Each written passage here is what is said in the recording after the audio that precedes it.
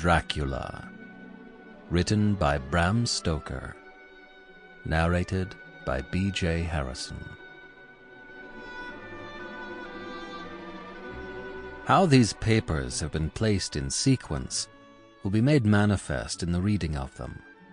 All needless matters have been eliminated, so that a history almost at variance with the possibilities of later-day belief may stand forth as simple fact. There is throughout no statement of past things wherein memory may err, for all the records chosen are exactly contemporary, given from the standpoints and within the range of knowledge of those who made them.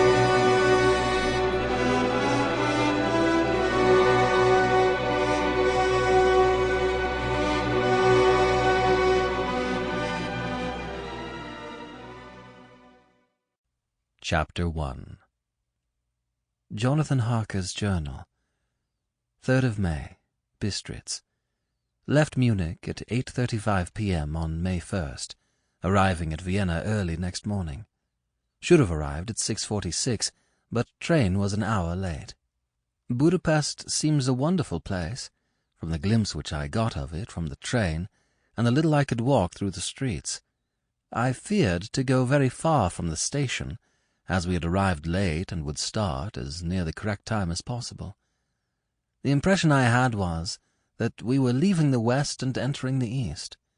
The most western of splendid bridges over the Danube, which is here of noble width and depth, took us among the traditions of Turkish rule. We left in pretty good time, and came after nightfall to Klausenburg. Here I stopped for the night at the Hotel Royal. I had for dinner, or rather supper, a chicken done up some way with red pepper, which was very good but thirsty. Memorandum, get recipe for Mina.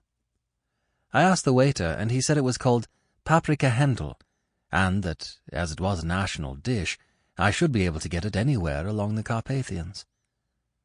I found my smattering of German very useful here indeed.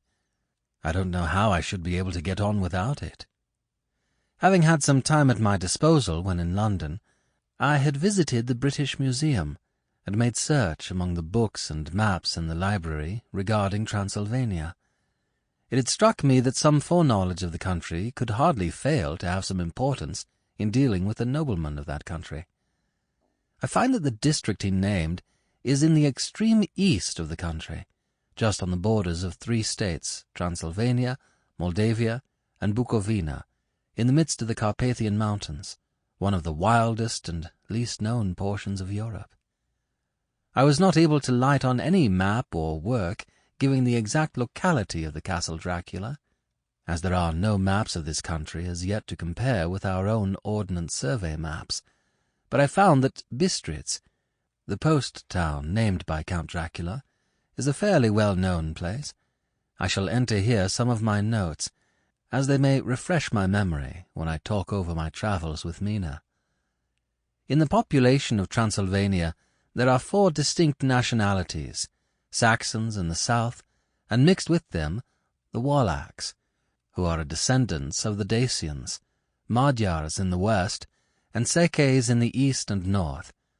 I am going among the latter, who claim to be descended from Attila and the Huns. This may be so, for when the Magyars conquered the country in the 11th century, they found the Huns settled in it.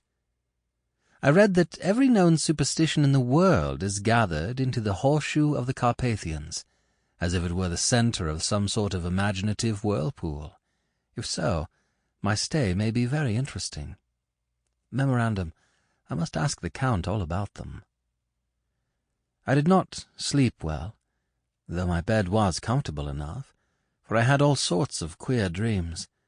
There was a dog howling all night under my window, which may have had something to do with it, or it may have been the paprika, for I had to drink up all the water in my carafe, and was still thirsty.